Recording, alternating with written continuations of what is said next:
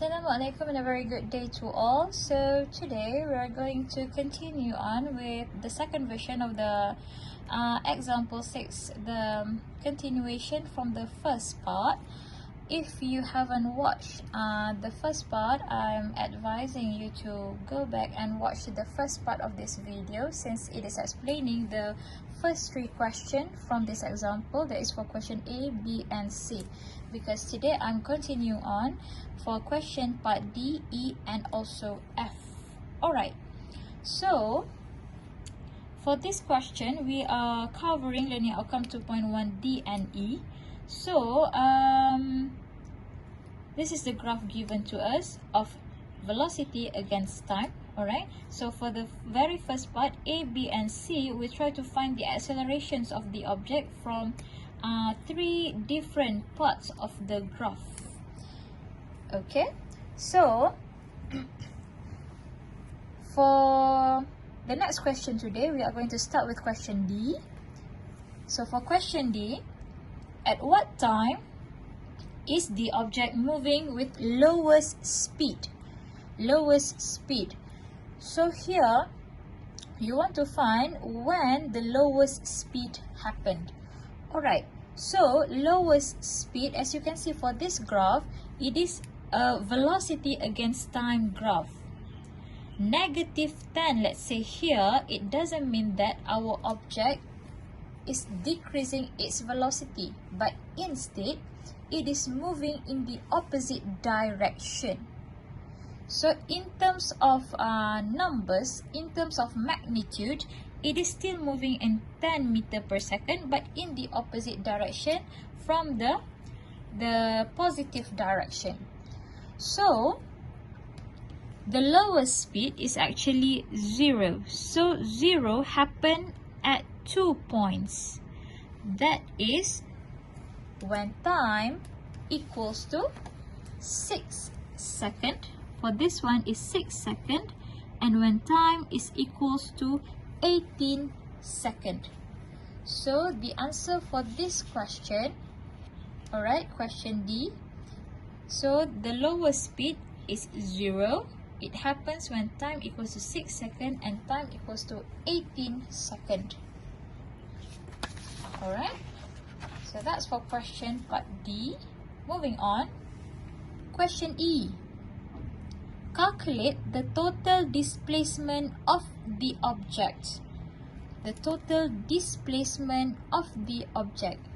Okay, so as you can see, total displacement is actually a vector, meaning that we want to take into account what is the direction of the motion of the object.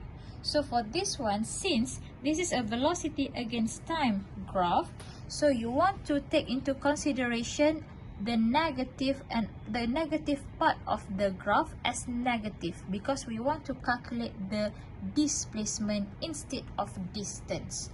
So for a velocity against time graph,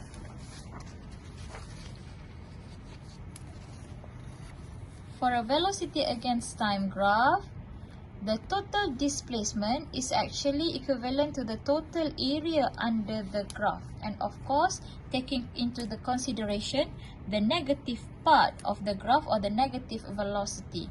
So as you can see here, for the calculation of the total displacement, I've divided this calculation into 2 shapes, 2 trapezium.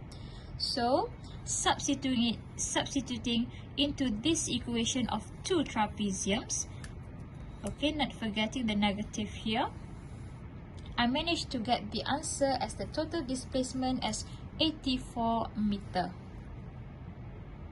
Okay, 84 meter. Then moving on to the last part of the question, part F of this example. Through what total distance has the object moved between t equals to 0 up until t equals to 18 seconds? So now, instead of displacement, this question asked us to find the total distance. The obvious difference between the displacement and distance is, of course, The displacement is a vector and distance is actually the scalar quantity. So if you want to find the scalar quantity, you should be ignoring all the directions given. So if you want to calculate the total distance, you still be calculating the area under the graph, but as you can see for this one, since we are calculating a scalar quantity, we will be ignoring the negative sign. So for this calculation, let me show you. Alright, so for the calculation of total distance, is actually the total area under the graph, but we have to ignore the negative sign in V. Okay, so once again, the calculation is very much similar. Apart from this part, I've ignored the negative.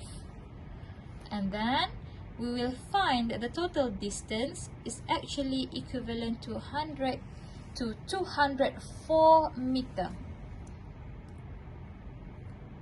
Alright, so that is the final question for this example.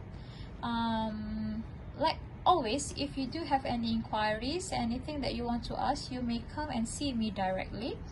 I hope you do enjoy watching these videos, and I do really hope that you do understand my explanation.